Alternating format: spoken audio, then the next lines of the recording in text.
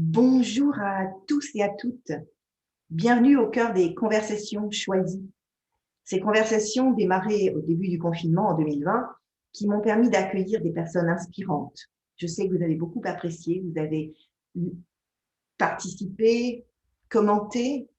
Aujourd'hui, j'ai envie d'accueillir une amie et une personne qui m'inspire beaucoup, Stéphanie Wolf. Bonjour Stéphanie. Bonjour Edith, bonjour à tous. De quoi aimerais-tu nous parler précisément aujourd'hui dans ce contexte singulier qu'on traverse depuis plus d'un an? Alors, merci de me poser cette question. On y a déjà un petit peu réfléchi et il y a une des choses qui m'est vraiment apparue tout de suite, qui est montée comme ça. Et j'ai vraiment par habitude de faire confiance à ce qui vient. Donc, le mot potentiel est arrivé. Le mot potentiel, on va en parler, on va échanger là-dessus parce que je pense aussi que nous avons des idées différentes à qu'est-ce qu'un potentiel.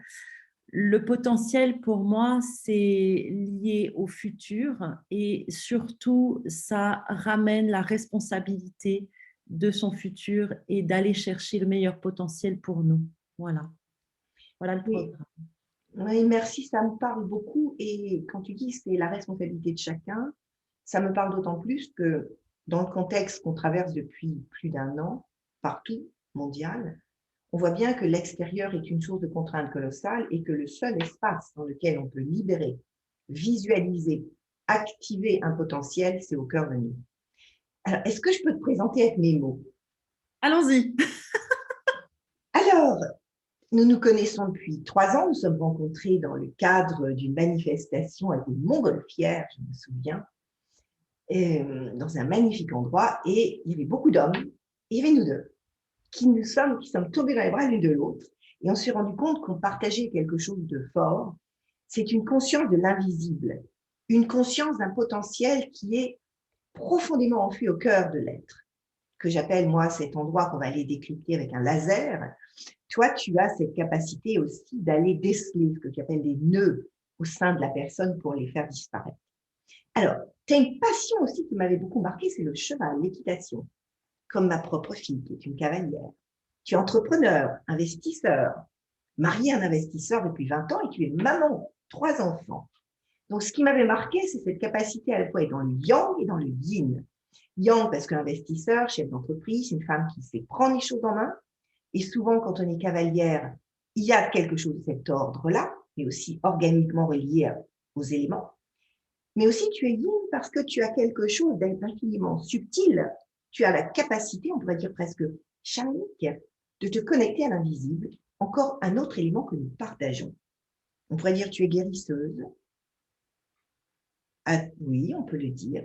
Et surtout, ce qui m'a beaucoup intéressée, c'est que, et ça c'est quelque chose que nous partageons chacune dans sa zone, moi peut-être plus yin, toi peut-être plus yang, mais c'est d'activer le potentiel infini en chacun. Et c'est là où je voudrais que tu nous éclaires. Par exemple, comment penses-tu aujourd'hui qu'on peut activer sa puissance quand on est dans la période qu'on connaît, où on a la sensation de ne plus maîtriser grand-chose, entre les lois, les fermetures, les ouvertures, tout ce qui se passe autour de nous, une économie un peu compliquée. Je vois des gens qui s'effondrent et j'en vois d'autres qui se relèvent, qui sont des véritables phares dans la tempête. Alors, je te passe la main. Donne-nous un peu ta vision et peut-être des manières singulières, des concrètes que l'on peut activer pour rayonner dans la tempête et puis activer sa puissance. C'est quoi la puissance d'ailleurs? Ah, merci Edith de toutes ces questions. Alors, tu as effectivement bien retracé notre rencontre. Ce qui m'avait touchée moi à l'époque, c'était vraiment, il y avait comme un parallélisme entre nous deux, ça avait matché tout de suite. Et j'adore la façon dont tu arrives à mettre des mots justement sur des principes qui sont par nature invisibles déjà et pas forcément évidents à exprimer. Et pour parler du contexte actuel, c'est vraiment, ce que je ressens, c'est deux forces qui viennent s'impacter comme ça, extérieures, sur lesquelles on n'a absolument aucune possibilité de maîtrise, c'est même pas la peine. d'action en tout cas. On ne peut pas refouler cette vague qui vient, qui est planétaire. Il n'y a même pas un pays dans lequel on peut se réfugier. Et qu'est-ce qui nous reste? Eh bien, je crois qu'il nous reste la liberté d'esprit, en fait. Pour nous, entrepreneurs, ou ces personnes qui ont ce mindset un petit peu d'entrepreneur, une des valeurs fortes, c'est la liberté. Et la liberté, c'est vrai que dans notre contexte actuel, c'est compliqué. Et donc, la seule liberté qui nous reste, c'est la liberté intérieure. Et ça me fait penser à… c'est un petit peu dur peut-être ce que je vais dire, je ne me rappelle plus qui a dit ça, peut-être que tu pourras m'aider. C'était par rapport au contexte de la Deuxième Guerre mondiale et des camps de concentration. Et un penseur a dit, on ne peut rien faire pour lutter contre le camp de concentration quand on est voué, quand on est dans le couloir de la mort, on ne peut que y aller parce qu'on est mort. Mais ce qui nous reste, c'est l'esprit avec lequel on y va. Et ça fait toute la différence.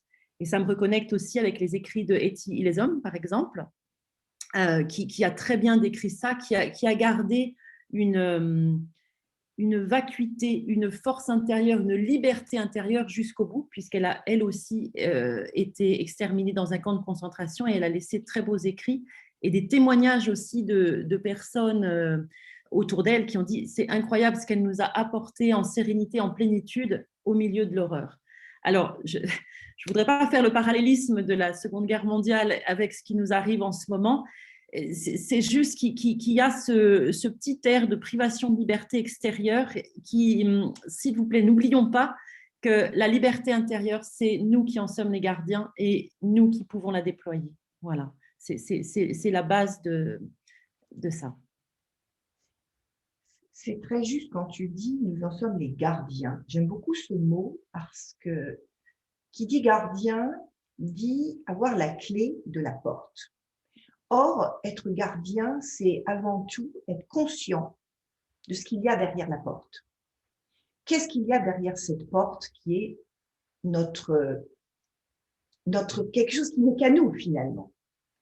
Il y a probablement des émotions, une intuition phénoménale. Il y a ce qu'on ressent et il y a ce que l'on capte. Tu disais que je mets des mots sur l'invisible, mais c'est vrai que ce dont je me suis rendu compte au fil des années de vie, je suis plus âgée que toi maintenant, mais j'ai dû toujours l'être d'ailleurs, je pense pas que maintenant, mais je me suis rendu compte que beaucoup de notre richesse est cachée. Ça m'appelle un texte que j'avais reçu de papa, je faisais des communications profondes accompagnées, c'est vraiment, je me mettais en lien avec son être, son âme, et un texte sortait, et ce qui était sorti, c'est le subtil, c'est le connu que je porte en moi et qui souffre de ne pas être reconnu. Et quand tu parles du gardien, j'ai la sensation que, en fait, beaucoup d'entre nous ont une richesse à l'intérieur de soi, subtile, invisible, connue, puisque de tous les temps, on a toujours dit que tout était au cœur de l'être, mais qui n'est pas reconnue, parce que le mental prend la main, les émotions prennent la main, la culture dans laquelle on vit, en Inde, on est plus proche, dans les tribus plus primitives, plus premières, on est encore très proche, mais dans notre culture, civilisation, on s'est un peu coupé de ça. Or, quand tu dis que tu veux, que tu décèles les nœuds pour les faire disparaître, et tu parles du potentiel, on va dire, entre guillemets, chamanique, c'est-à-dire d'alchimie qu'on a au cœur de soi, c'est vraiment déjà le pari de Pascal. Je ne sais pas si ça existe, je ne le vois pas, je ne le connais pas, mais je vais partir du principe que je lui donne une chance. Et donc, je fais comme si ça existait. Parce que pour aller dans être le gardien de cet espace intérieur de soi, il faut déjà faire le pari qu'il y a quelque chose dedans. Et beaucoup de personnes ont du mal à s'autoriser ce pari. Comment est-ce qu'on peut s'autoriser cette chose incroyable qui est qu'on a une puissance au cœur de nous immense? Comment s'autoriser à rêver qu'on a ça au cœur de soi? Comment dépasser les doutes? Comment dépasser la réalité qui parfois est là, qui elle est visible, et se dire j'ai ça. Qu'est-ce que toi, comment tu arrives à relier chacun au-delà des doutes, à la conscience que oui, tu es puissant. Et personne ne peut t'enlever ça. Alors, c'est là où on rentre vraiment au cœur de l'intime parce qu'il n'y a pas de recette. Et c'est vraiment de la haute joaillerie. La haute joaillerie parce que nous sommes tous différents et que retrouver ce lien, cette âme-là, parce que c'est de ça qu'il s'agit, cette essence de vie, c'est vraiment, chaque personne a son outil, son moyen pour se reconnecter. Et se reconnecter s'il en a été coupé. L'histoire de vie parle beaucoup aussi. Et peut-être qu'une des premières portes pourrait être l'enfant intérieur, c'est-à-dire l'enfant avant 7 ans, avant 6 ans. Si vous avez des souvenirs d'enfant, c'est absolument merveilleux de faire parler cet enfant-là, parce que lui, il sait. Lui, il sait et il est complètement en connexion avec ce divin-là, ou ce sacré, ou cet être supérieur, le soi, comme on peut parler aussi en Inde. L'enfant intérieur, c'est une des thématiques que je chéris le plus, puisque je me suis rendu compte très tôt que, dans mon cas, la petite Édith, elle était tellement présente, tellement prégnante, tellement infiniment troublante dans ses désirs, dans ses peurs. Et comme tu le sais, c'est un des axes que je travaille énormément. Quand quelqu'un a parfois du mal parce que son enfant a été abîmé, a été parfois, comme disait maman de mon propre père, elle dit son enfant a été massacré. Comment aller avant cet enfant qui a traversé, je dirais, les engrammes, les moments qui remontent d'abord de l'enfant souffrant pour aller à l'enfant intact. Parce que on se rend compte, toi comme moi, en travaillant là-dessus, que derrière ces engrammes, ces mémoires d'enfants qui a pu être blessés, qui a pu être traumatisés, il y en a un avant, intact. Et c'est celui-là qui est le plus précieux à activer parce qu'il détient les clés dont le gardien aura besoin pour aller ouvrir sa boîte à trésors et qui va pouvoir aider à réparer, bercer tous ceux qui, après, ont eu des marqueurs de souffrance, de blessures. Alors, comment est-ce que toi, tu permets cet accès à l'enfant premier, intact, qui est là parce que c'est important d'être dans cette vie, dans cette incarnation. On n'est pas là par hasard. Ça, c'est certain. Et là, la clé, comment est-ce que tu traverses les voiles ou les douleurs qui permettent de dire « Ah, celui-là, mon Dieu, qu'il est magnifique !» Et c'est là qu'entre en scène le potentiel. C'est là qu'entre en scène le potentiel. Parce que comme dans la nature, il y a toujours le poison et l'antidote qui se côtoient, toujours. C'est-à-dire que dans un écosystème marécageux, il va y avoir les moustiques qui transmettent la fièvre, le palu, et au même endroit pousse le saule, et les infusions de saule guérissent cette fièvre. Donc, d'avoir cette confiance que la nature est bien faite et que, oui, l'enfant blessé, c'est une réalité et qu'il existe au même endroit une autre réalité qui, elle, est avec cet enfant primordial. Et c'est justement tout l'art de mon travail, c'est d'aller chercher ce potentiel-là qui est souvent vraiment, vraiment à côté pour petit à petit le faire infuser et petit à petit qu'il prenne davantage de place et qu'il guérisse cet enfant-là, cet enfant malade, la maltraité en tout cas. Et l'expérience que j'ai de ça depuis, depuis près de 25 ans, c'est que ça fonctionne et que cet enfant sain, il est toujours, toujours, toujours là. Et je crois que c'est notre destin humain, notre passage sur Terre, que de décortiquer ça, lever les voiles dont tu as parlé, lever les voiles pour retrouver cet enfant primordial. Voilà. Et une fois que cet enfant primordial a retrouvé sa place, il est dans la lumière, on lui a réactivé ses pouvoirs de guérison, comment est-ce que ça impacte la vie de l'adulte que nous sommes maintenant? Je crois que ça change absolument tout. Parce que la réintégration de cet enfant en vie dans des endroits où des parties de l'être pouvaient être morts, va complètement changer le regard que nous avons sur le monde.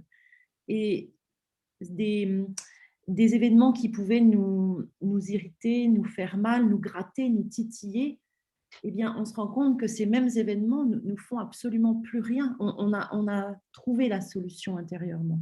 Et là, ça avance. Et ça, c'est vraiment juste sur absolument toutes les thématiques de sa vie, que ce soit en amour, en couple, en tant que mère, en tant que dans le professionnel, dans la santé. C'est vraiment global. Cette approche holistique est vraiment très importante. C'est primordial même. Et ça change le regard qu'on a sur la vie. Et de changer le regard sur la vie, bah, ça change toute sa vie. Parce que ça change notre système de croyance, ça change nos pensées, ça change nos actions. Et ça nous fait bifurquer si nous étions sur un chemin qui n'était pas bon pour nous à certains endroits, eh bien, ça nous fait vraiment trouver un meilleur chemin. Voilà. En fait, c'est presque l'enfant antidote que tu décris. L'enfant? Antidote. Ah, oui, c'est souvent vécu comme des transformations, tu vois, c'est une vibration, tout est vibration. Et quand on étudie un petit peu les mathématiques quantiques, la physique quantique, on se rend compte qu'il n'y a pas de matière, la matière n'existe pas, c'est une illusion. Donc ça veut dire que tout ce qui vit a une vibration. Et la guérison de l'enfant malade, bah, c'est de passer d'une vibration d'une certaine couleur à une vibration d'une autre couleur, qui est une vibration plus guérie. Voilà, je ne sais pas si ça répond à ta question. C'est pas un opposé, c'est une transformation. Et si finalement cet enfant, c'était le même? Est-ce que quand tu parles de couleur, comment les personnes avec qui tu as eu l'occasion de travailler ça expriment avec leurs mots la conscience nouvelle de cet enfant? Ah, alors là aussi, c'est vraiment unique et intime. Quand je travaille avec les personnes, une des premières choses que je leur transmets, c'est surtout, on travaille avec les énergies. Une énergie est invisible, donc ne faites pas comme saint Thomas, je crois ce que je vois. En revanche, ça ne marchera pas. Je vous demande de faire confiance à ce que vous ressentez. Ça, c'est le premier postulat. Je parlais de couleurs pour rendre vraiment accessible le discours. Il y a des personnes qui vont voir des couleurs. Il y a des personnes qui vont être complètement investies du ressenti de l'enfant, qui peut être dans une tristesse, dans une détresse, et puis petit à petit, ça se soulage et l'enfant revit. Ça peut être une image aussi, une image, un enfant dans un endroit sombre ou un enfant qu'on a. Souvent, ce sont des images, oui, c'est vrai que le visuel, si je peux, c'est pas des statistiques, mais beaucoup de personnes voient sous forme d'image. Donc, un enfant qui est laissé seul, qui peut être blessé, qui est triste, et là où il est aussi extrêmement important, ça peut être une maison familiale ou une grotte, ou voilà, aussi la peur, quel genre de menaces peuvent avoir. Et c'est là où on reconnecte avec la magie et le pouvoir des contes aussi, parce que c'est de ça qu'il s'agit. C'est vraiment un chemin initiatique à parcourir ensemble. Et faites confiance à ce que votre corps vous envoie parce que c'est votre meilleur allié et que lui connaît le chemin de l'accession à l'antidote. Et voilà, sensation. Oui, c'est ça. Sont souvent des images et ensuite des sensations. Beaucoup. Oui, je te rejoins complètement dans les expériences de découverte de l'enfant intact. C'est vraiment ce qu'on voit. Il y a des images symboliques, des images réelles, des mémoires déformées par le temps, Absolument. des sensations, des émotions. Et on voit bien dans notre corps présent, là où ça vibre, là où ça gêne, là où ça fait du bien, les émotions qui montent, qui sont très, très parallèles. Et ça, concernant les émotions, si je peux me permettre une petite parenthèse, je pense que ça peut vraiment aider. Par rapport aux émotions, le premier ressentiment, c'est de ressentir l'émotion comme quelque chose d'ennemi ou qu'il ne faut pas avoir. Et au contraire, l'émotion, elle est là pour se faire traverser. Et une fois que cette émotion, elle est traversée, elle disparaît, il n'y en a plus, c'est terminé. Que ce soit des émotions de peur, des émotions de tristesse, accepter que tout ça, ça nous subjugue, c'est comme une grande vague. et tout en gardant la conscience du détachement. Je ne suis pas que ça. Voilà, parce que parfois, surtout en ce moment, je trouve dans le contexte dans lequel on vit, toutes ces émotions, elles sont exacerbées de peur, de colère, voilà, et d'avoir toujours en fond de conscience que je ne suis pas cette émotion. Oui, je l'ai, je la vis, elle me traverse, et je ne suis pas. Cette désidentification à l'émotion. C'est, je pense, une des premières marges de compréhension de tout ce que nous évoquons là. D'ailleurs, le terme emotion, c'est un mouvement vers l'extérieur. On ne peut pas, tout ce que l'on ne lâche pas, libère pas, reste dedans. Et c'est là où ça devient très, très encombrant. Et accepter de se traverser, c'est accepter de la laisser sortir. Exactement. Et c'est vrai que c'est en dessin animé, que si on va chez Pixar, c'est quelque chose qui sort de... C'est comme un personnage qui sort de soi. C'est un des multiples personnages de la vie. Oui, l'enfant intérieur est donc une des clés essentielles. Est-ce qu'il y a d'autres clés que tu observes et que tu as pu activer dans tout ce travail? Ce que je n'ai pas dit, parce que c'était toi qui m'en en parler, je me souviens d'une scène où tu expliquais que toute petite, tu as très tôt eu conscience, tu as des perceptions fortes de l'invisible. C'est quelque chose qui est très ancien chez toi. C'est pas juste maintenant. Tu as vécu à la fois dans le côté yang, dans l'action et dans ce subtil.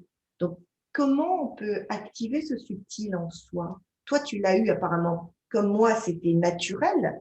Et beaucoup de gens ne se l'autorisent pas ou ne savent pas. Ou ils se disent, ah, elle a de la chance, c'est pour elle, mais moi, j'ai pas ça. Je l'entends parfois, des gens disent, ah, mais moi, j'ai pas ce talent-là. Comment ça? On a tous, on est né avec ça. Donc, comment permettre à quelqu'un qui n'a pas eu la chance de le ressentir tôt, de l'activer en tant qu'adulte? Alors, tu as raison de dire que nous arrivons tous avec. Et je ne sais pas si c'est une chance ou pas d'en être conscient. En tout cas, dans mon histoire, ces ressentis-là étaient tellement puissants que ça dérangeait énormément autour de moi et j'ai vraiment fermé ces canaux-là pendant de nombreuses années. Et c'est qu'à l'âge de 30 ans que je me suis permis de les réouvrir par une rencontre, justement. Une femme qui est aujourd'hui décédée qui m'a vraiment dit, Stéphanie, est-ce que tu sais que tu peux guérir le monde visible avec le monde invisible? Et je n'ai pas entendu ce qu'elle m'a dit avec ma tête, j'ai entendu avec tout le reste du corps et ça a débloqué les choses. Et du coup, j'ai revu les énergies, l'invisible, je l'ai revu. Et la thématique de tout ça, pour moi, dans mon chemin de vie, je me permets d'en faire la parenthèse parce que ça peut vraiment donner des clés de compréhension aux personnes qui nous écouteront et qui nous écoutent. C'est que ma thématique à moi, c'est que j'étais atteinte d'une maladie, j'étais épileptique, des grandes crises d'épilepsie. Et pendant 15 ans, j'ai pris des neuroleptiques et j'étais enfermée dans ce processus-là de peur de faire des crises, de devoir prendre un traitement tous les jours, un traitement fort. Qui a fait que, par exemple, en cours, quand j'étais au lycée, je m'endormais la tête sur la table tellement c'était puissant. Donc, c'est toute une histoire, un cheminement. Quand vous prenez des neuroleptiques pour avoir des enfants, c'est compliqué, c'est pas possible. Même il y a de forts risques de malformation. Vous pouvez pas allaiter vos enfants, etc. Donc, tout ça, c'était avant mes enfants. J'étais sous ce traitement-là. Et qu'est-ce que c'est que la crise d'épilepsie? C'est un court-circuit dans le cerveau. Et qu'est-ce qui avait fait que j'avais développé cette épilepsie? C'est que ces ressentis que je percevais, comme tu dis, de façon absolument naturelle. Pour moi, c'était naturel de parler aux animaux et qui me répondaient. Mais quand mes parents, je me souviens, à l'âge de 6 ans, avaient des invités, je disais bonjour monsieur, un monsieur que j'avais jamais rencontré, pourquoi tu as mal au ventre? Parce que pour moi, tout le monde percevait ce que je percevais. Et là, je me suis rendu compte, ma maman m'a dit, mais non, mais pourquoi tu dis ça, Stéphanie? Enfin, ça ne se dit pas, etc. Pouf, clac. Donc, je me suis rendu compte que toutes ces perceptions, ben, finalement, j'étais peut-être toute seule à les partager et que c'était pas bon dans la vie dans laquelle on était, dans notre société, de faire référence à ça. Ça n'existait pas. Voilà. Donc, j'ai fermé ces perceptions. Et à l'âge de 14 ans, sont arrivées les crises d'épilepsie. 14 ans, 15 ans, jusqu'à l'âge de 30 ans, traitement médical, camisole chimique, je comprends tout à fait ce que ça veut dire parce que c'est absolument de cela qu'il s'agit, et complètement coupé de ses ressentis jusqu'au jour, un jour du mois d'août de 2002 où j'étais en train de racheter un domaine viticole. C'était un projet d'un an, j'avais validé tout ce qu'il fallait, les certifications, etc. J'avais plus qu'à signer en bas du contrat. Et une semaine, donc ça, quand on achète un domaine viticole, on s'embarque vraiment pour 25-30 ans, hein, parce que c'est racheter des vignes dans des zones d'appellation, c'est quand même un sacré investissement. Et une semaine avant de commencer mon nouveau travail dans les vignes, ma marraine en Belgique me dit: Stéphanie, viens en vacances une semaine, ça va te faire du bien avant les vignes. Je n'avais pas d'enfant à l'époque, j'étais déjà avec mon mari. Et en mode vacances, elle me dit: Stéphanie, il faut que je te présente quelqu'un, tu verras, elle est extraordinaire, allez, viens. Donc, on va rencontrer Régine, notre Régine, 80 et quelques années à l'époque, haute comme 3 pommes. Elle nous offre le thé, les gaufres, on est à Bruxelles. Et à la fin de l'entretien, c'était vraiment sympathique. Elle était un petit peu bizarre, semble-t-il, mais bon, elle me prend la main et elle me dit: Stéphanie, est-ce que tu sais que tu peux guérir le monde visible à l'aide du monde invisible? Et là, moi, j'étais mais à des kilomètres et des kilomètres de ça. Et je suis restée polie. J'ai dit: ben non, non, je ne suis pas au courant. Moi, j'attaque, c'est les vendanges la semaine prochaine, vous voyez. Et ça, ce fut le déclic.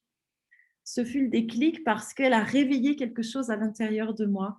Et la nuit d'après, je n'ai pas dormi la nuit parce que les énergies, je les ai vues de mes yeux. Je ne pouvais pas le nier. Je les ai vues. Je fermais les yeux, je les voyais. J'ouvrais les yeux, je les voyais. C'était presque un film d'horreur, en fait. J'ai cru que soit je devenais folle, auquel cas il fallait que j'aille me faire hospitaliser très rapidement pour rajouter un traitement à celui que j'avais déjà, soit il y avait quelque chose à comprendre et je sentais bien que Régine en était la clé. Si je vous raconte tout ça, c'est aussi pour, comment dire, l'invisible, il s'invite tout le temps et partout. Et que cette prise de conscience-là, eh ben, c'est le lien à ce monde invisible. Ça répond à ta question. Et pour chacun, c'est sur le chemin. Ça veut dire que ça peut être un événement accidentel, ça peut être une maladie, ça peut être un décès, quelque chose qui fait que la personne, on est dans un système, on voit rien d'autre et pouf, tout d'un coup, il se passe quelque chose et hop, on revient à cette connexion. On revient à cette connexion profonde, celle de l'enfance, celle de tout être humain, celle du vivant. Et j'ai vraiment confiance en la vie de nous mettre sur notre chemin tout ce genre d'allumage. Voilà. C'est très touchant que tu partages ça parce que ça me fait penser à la façon dont moi j'ai été connectée à cette puissance. Et quelque part, c'est aussi venu par quelqu'un de l'extérieur qui m'a dit, mais je me souviens, c'était un énergéticien, Paul-André Latulipe. Je vais le voir parce que j'étais un peu fatiguée, j'étais un peu vidée de partout. J'étais un peu à côté de moi-même, je pense. Et quand j'entre dans la salle, il me dit: Madame, ne bougez plus. J'ai rarement vu une couronne comme la vôtre. Bon. Vous recevez comme 2% des gens de la planète. Et là, je suis restée abasourdie. Il m'a fait poser sur la table de soins. Il a commencé à m'expliquer les choses sur le hara, sur les fuites énergétiques. Je comprenais franchement pas grand-chose. J'étais très mal, très mal. Je sors de ce rendez-vous avec cette espèce de bombe. Et je me souviens, je retrouve mon mari. À l'époque, j'étais dans l'art, après 20 ans de marketing. Donc, j'avais contacté ce côté très subtil par l'art. Parce que quand on peint, quand on sculpte, on traverse ça. C'est évident, mais je ne me posais pas de mots dessus. J'avais rencontré des chamans et des gens très puissants depuis 20 ans, mais c'était eux. Moi, j'observais, je regardais. Je ne m'autorisais pas à être ça. mais je savais qu'il y avait quelque chose. Mais pas moi. Moi, non. Je comprends bien avec ma tête, hein, j'ai tout compris, mais moi, non, non, non. Puis en plus, mais ça va m'emmener où, quoi? C'est horrible. Et je me retrouve avec mon mari dans la voiture et j'éclate en sanglots. Je dis, je veux pas être ça. Et j'ai eu un refus profond, et jusqu'à ce que la vie m'amène en 2 fois un enseignement qui m'a dit, maintenant tu y vas, tu y vas ou tu y vas pas? Puis j'y suis allée. Et maintenant, c'est ma vie, c'est juste d'avoir réharmonisé le subtil, le connu, l'inconnu, l'invisible, le visible. Mais je me souviens, et je le dis pour des personnes qui peuvent fuir ça, parce que ça n'est pas forcément simple de pactiser avec cette puissance, parce que c'est une puissance phénoménale qui n'est pas celle du mental. C'est d'un moment se donner l'autorisation d'explorer. Et je me souviens, quelqu'un m'avait dit à ce moment-là, parce que j'entendais, je voyais, enfin, je commençais à avoir vraiment des choses très fortes qui arrivaient. Et puis, je suis la maman d'un filleul autiste, enfin, la marraine, la maman, quel beau lapsus, la marraine d'un filleul autiste, qui m'avait aussi amené à côtoyer la philosophie de ceux qui ne parlent pas, philosophie de l'indicible. C'est Maxime qui a été un des maîtres de ma vie. Et on m'a dit, tu sais, tu as le droit de paramétrer, c'est-à-dire tu peux dire oui ou jusque là. Et j'ai commencé à dire, je veux bien entendre, mais à condition que, 1, ça soit utile à l'autre, 2, que ça ne soit jamais invasif, 3, qu'il soit prêt à l'entendre, et 4, que moi je sois prête à supporter cette onde qui me traverse. Et j'en avais rajouté une 5e pour la soif, que ça ne soit que dans la lumière, le positif et le rayonnement. Et en fait, j'ai commencé à accepter mes sensations, mes perceptions, mes visions parfois, et surtout moi je suis clairaudiente, d'entendre, mais je me suis rendu compte que ça n'apportait que de la lumière, que du bien-être. Et j'ai dit, bon, ça va, je suis au bon endroit. Donc je ne sais pas si ça peut aider des personnes qui vont nous entendre, mais si on sent qu'on a ces capacités-là qui sont prêtes à être révélées, à être mises en lumière, on a aussi le droit de définir un espace dans lequel on se sent confortable pour le vivre. Qu'on ne le vit pas comme une « Ah, c'est là, je ne peux pas y échapper ». Pour moi, ce n'est pas cet ordre-là. C'est un choix d'aller vers le rayonnement, vers la lumière, avec des outils plus sensibles, invisibles, subtils que ceux qu'on est mentalement préparé à gérer. Mais on peut y aller avec tellement de douceur, tellement de finesse, tellement d'amour, que ça peut devenir un voyage magnifique. Et c'est comme ça que, parallèlement à toi, moi, ça s'est révélé. Cet homme qui m'a dit, vous êtes. J'ajouterais que, pour rebondir à ce que tu évoques, c'est que cette force, pour moi, elle est hautement féminine. C'est une force du féminin, c'est ce féminin sacré, c'est cette puissance, ce pouvoir dont on entend beaucoup parler aujourd'hui. Et que comme c'est une force féminine, c'est une force qui ne s'imposera jamais, qui cherchera jamais à s'imposer.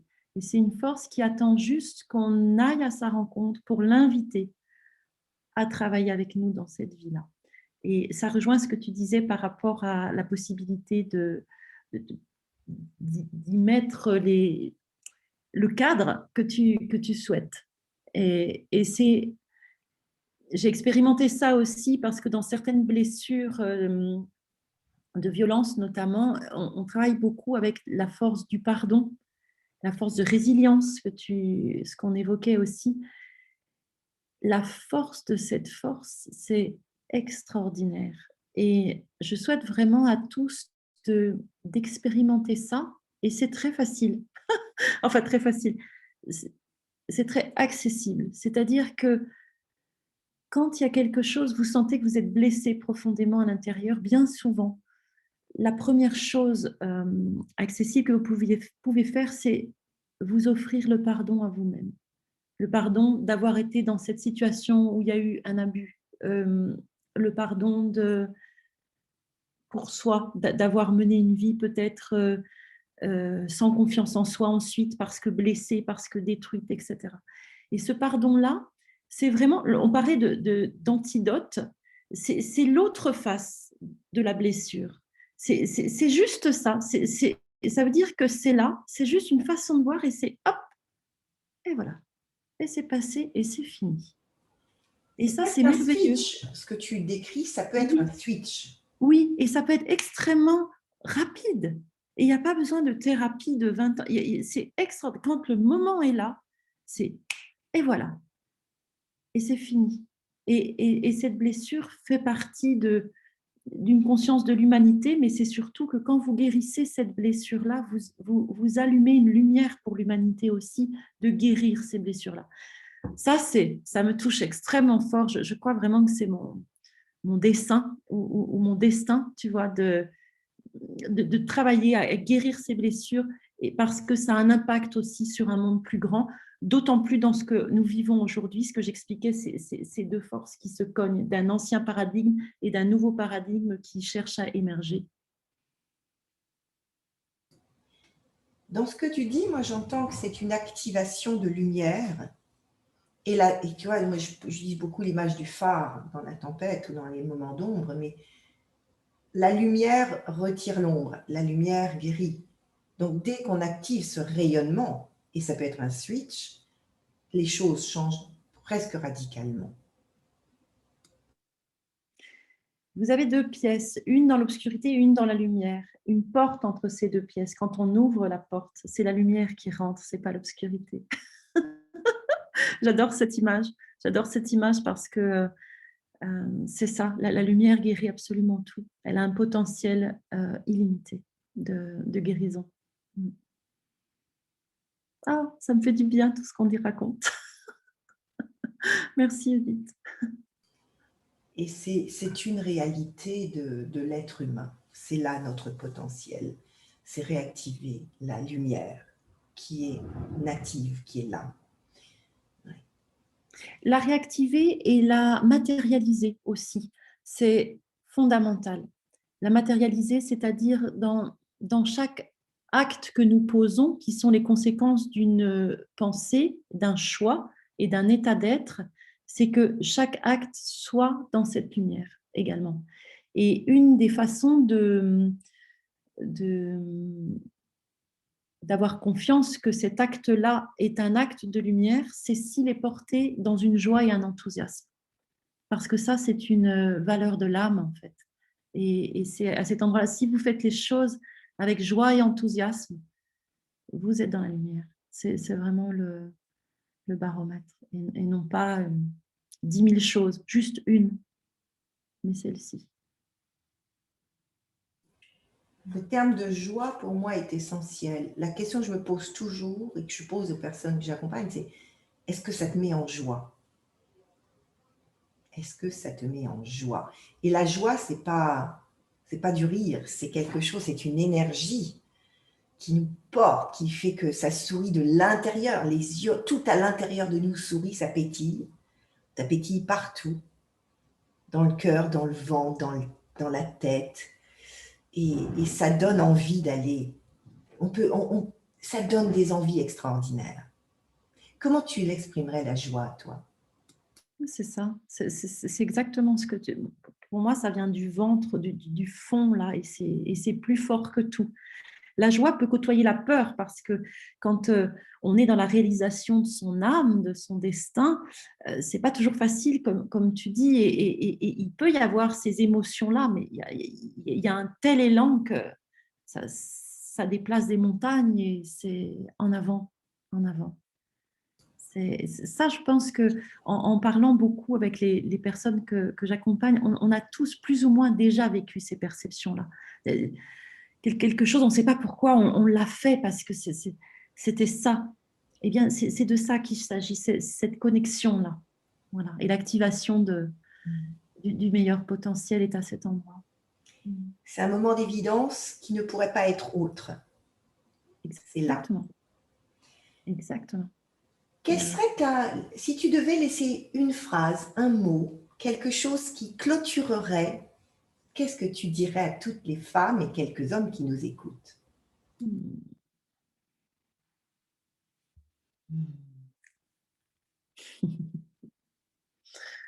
Je dirais je vous aime. Je vous aime parce que ce qu'on a, voilà, on est vraiment tous reliés, interreliés et ce que nous vivons aujourd'hui avec cette difficulté de rapports sociaux, c'est une des choses, je trouve, très difficiles dans notre monde là actuellement. Alors, je vous aime, voilà, je suis loin, mais je vous aime. Je t'aime aussi, Edith. Je n'en ai jamais douté. Eh bien, Hmm. merci pour cette perle que nous avons partagée. Si vous avez envie d'aller plus loin, déjà, en dessous de la vidéo, vous aurez toutes les coordonnées et de Stéphanie et de moi pour qu'on puisse échanger. N'hésitez pas. Écoutez les autres conversations choisies. Suivez-nous, suivez Stéphanie, suivez-moi parce qu'on a à cœur de partager de l'or, des perles. Parce que c'est ça qui nous rend vivantes, toutes les deux. Nous sommes un peu les deux faces d'une même pièce. Tu as le côté plus yang, tu as le côté plus yin, mais tes mots et mes mots se croisent. Nous tissons la même toile de lumière, toutes les deux. C'est ça. Merci Et Edith je d'avoir. termine, ouais. Et je termine souvent aussi en disant je vous aime, prenez soin de vous, take care.